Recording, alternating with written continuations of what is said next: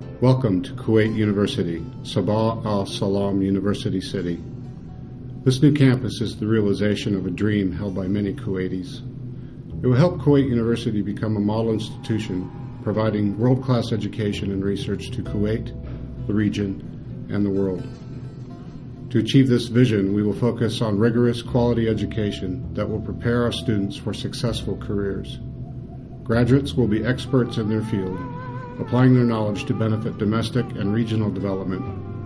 We will provide them with the necessary tools to participate and be leaders in the workforce, promoting excellence and ethical values in Kuwait and throughout the world.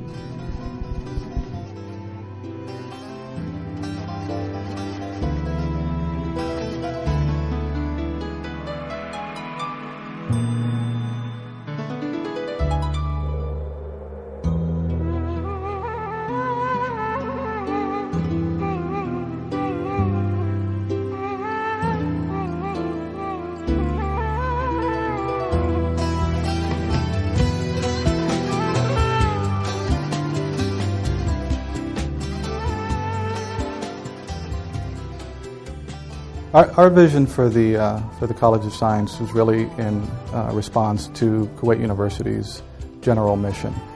And their mission is really to kind of create outstanding citizens that can be successful in the general society. One of the first things that we looked at was the kind of interactive quality of learning. You know, how much of that learning needs to be structured, how much of it does it need to be informal. The way in which people interacted within those spaces was very important. And of course, building architecture needed to be rooted in that larger historical context. There was a variety of different institutions that we visited, Cambridge in the UK, here, UC Berkeley in the United States. Part of what those particular universities were able to kind of provide them in terms of an educational model was that they were vastly different. In the UK, education was still primarily very Western sensibility in terms of being very, very formal.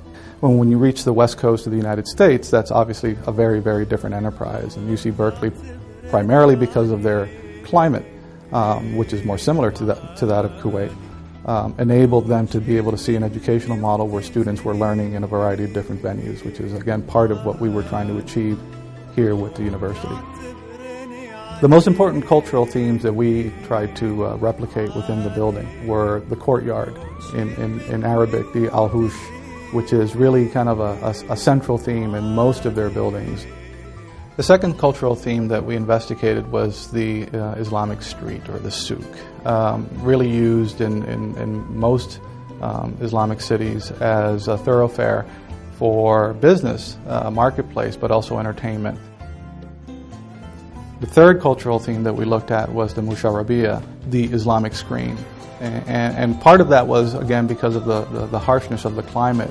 But in many ways, the musharabiyah is something that allows for light to penetrate into the building, but in a controlled manner. And so that as a cultural element was something that we kind of started with and then later developed into facade systems, spatial systems, etc.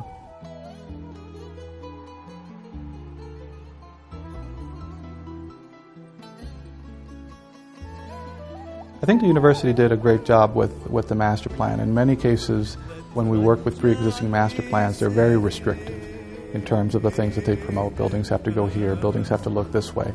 I think they looked at the master plan in the right way. They looked at it as kind of an infrastructure, the way that things should operate, the way that they should be linked.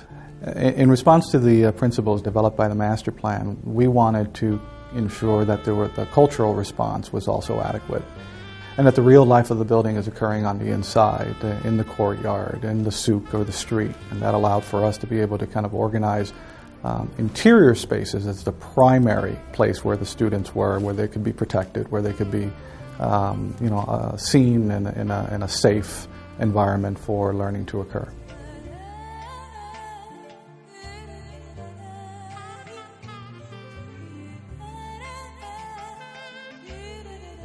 The exterior treatment of the building was one where we hoped to accomplish a couple of different things.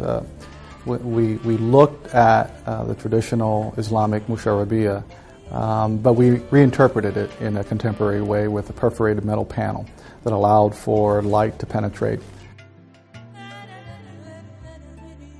Ideally, we also wanted to kind of create a connection, not just back to Islamic culture, but the notion of science in the Islamic world.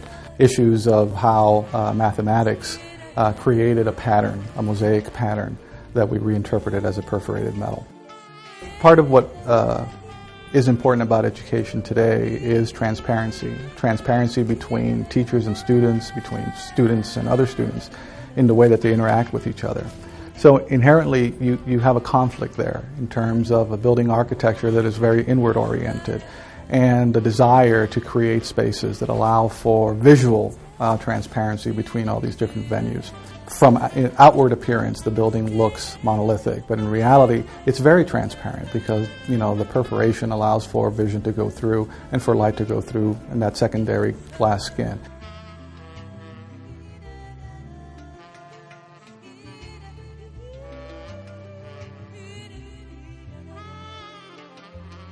We always looked at the faculty club as an opportunity to promote the ideas of interaction and collaboration, not just between teacher and student, but between teachers and other teachers. Its placement is also very important, obviously in the center of the oasis as a kind of a medium or a halfway stop between the female side and the male side of the College of Science. And that was an important attribute also in terms of how we kind of move from one to the other in a controlled manner and with enough supervision that allowed for that type of connectivity.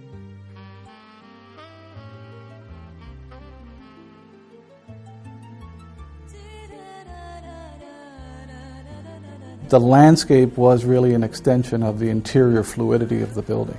The way that you move through the inside of the building naturally progressed into this kind of landscape series of nodes and pathways that were very fluid. Kuwait University's administration really wanted to promote a campus in which students felt that this was their home and that they could spend more time here. So that insisted that the landscape be created in a manner that not only allowed for those students to realize that they could actually stay in campus longer, have conversations with their teachers and with other students in an environment that was protective of the climate, that promoted interaction. So we came up with a series of landscape nodes that had seating arrangements, that had spaces for students to be able to really hang out and talk while still being protected from the climate.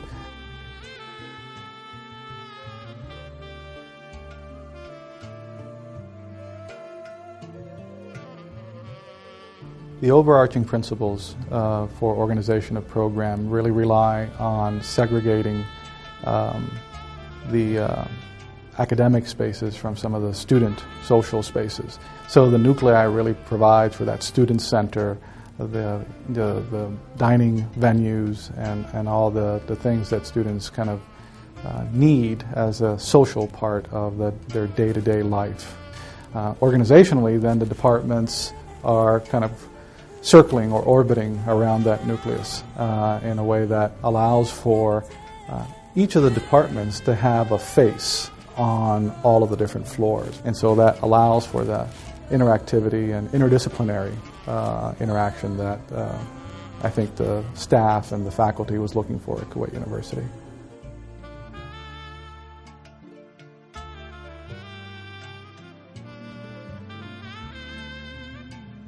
Most academic facilities really create a wall between the teachers' or the professors' offices and the access that the students have. And in many ways, those are necessary. Professors have to be able to have their time to do their work. But at the same time, I think the university was looking for opportunities to increase that interaction. So all the administrative spaces of professors' offices were co-located with a lot of the learning venues, which allows for students to feel more comfortable in approaching their teachers outside of the classroom.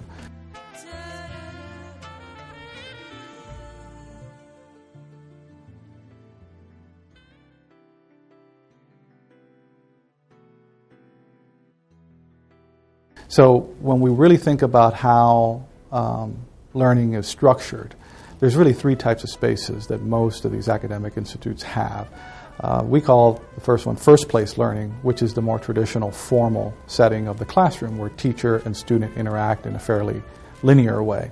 The second is second place learning, which allows for venues like conference rooms and auditoria and other places where you could still have lectures, but in many ways they're being used today for more interactive or collaborative type of learning environments where students are arrayed around a project as opposed to just having a one-way discussion, a soliloquy with the professor. And third place learning really is everything outside of those first two. So the classroom is no longer the only venue for that type of learning. We look at trying to create social spaces that allow for that type of interaction to occur.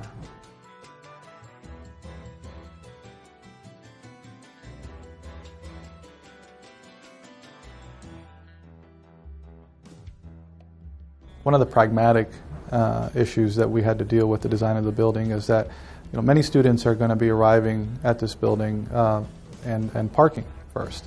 And so all the entrances are really monumental entrances. It allows for kind of a sense of scale and grandeur into the College of Science, but it also kind of allows for those students not to be confused about where they need to go.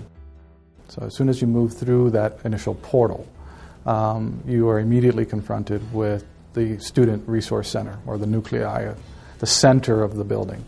In that central resource center are all the things that are more social about the building: the dining facilities, the libraries, the student centers, and so that really is the heart of the campus, or the heart of the building.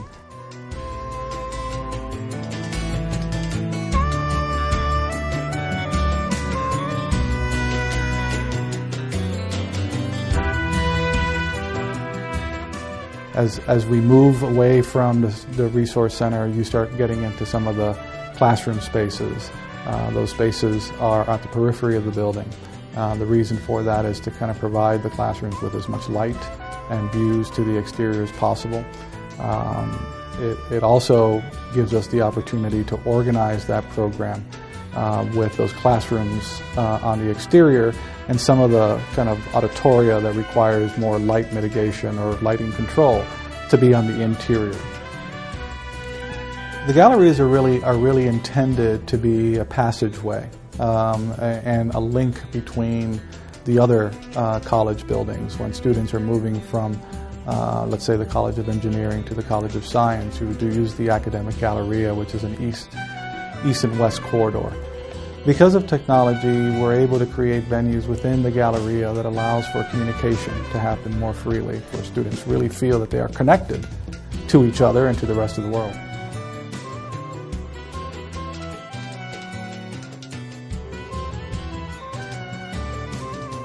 When this building is complete, Kuwait University and the College of Science, students and faculty will finally have a place they can call their home.